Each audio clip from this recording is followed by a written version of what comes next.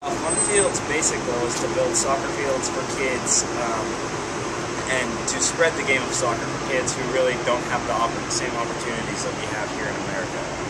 Right now we're focused on Africa, but basically we're going into the areas where kids maybe their parents have died of HIV and AIDS, or the kid themselves is very sick, or they're a former child soldier, and we're giving them the game of soccer, spreading sport, which is really good and really healthy for these children. So after my brother and I saw Angola playing the World Cup, and we decided we wanted to help the people of Angola who had been in a war for a long time by sending over soccer equipment. We told some of our friends, and our friends were all soccer players at the time. We were all, just hanging out back after the World Cup at our house, and someone said, "All right, so let's send some equipment over." So, well, sounds like a good idea, right? And then we decided, what's the point of sending equipment if there's no field to play? So we're like, let's build a field in Africa. Oh, okay, sounds like a good idea. We had no idea what that meant, of course. And suddenly we were raising money. It's slowly, like I mentioned, it starts slow, and then it snowballed into this great organization. I was in Kenya a few years ago.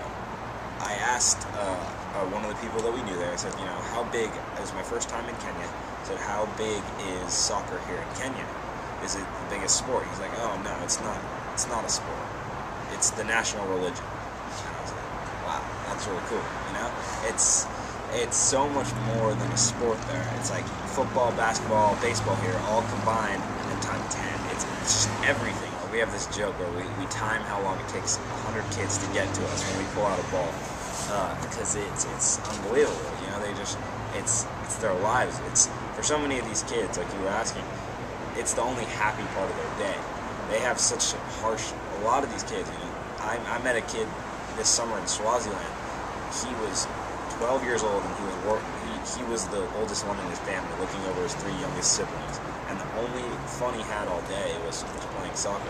The rest of the time, he had to go figure out how to get food. He had to beg, try and pay for his little siblings to go to school. Just crazy. But the soccer field was his favorite place in the world. So we have 8 fields right now.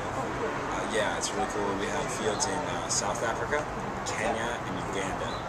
And then we're working on a project in Swaziland, as well as multiple more projects in Uganda, and then looking at some other countries as well. So many people have ideas, I don't think there's a shortage of ideas in the world.